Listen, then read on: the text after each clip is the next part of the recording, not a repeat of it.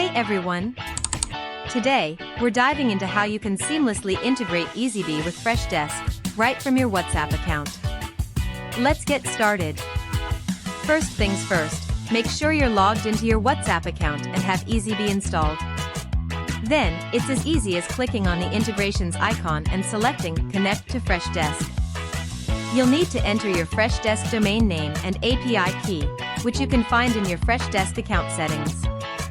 Once connected, you'll notice the Freshdesk icon right within your WhatsApp interface. From there, you can access your Freshdesk account and manage contacts and tickets directly from WhatsApp.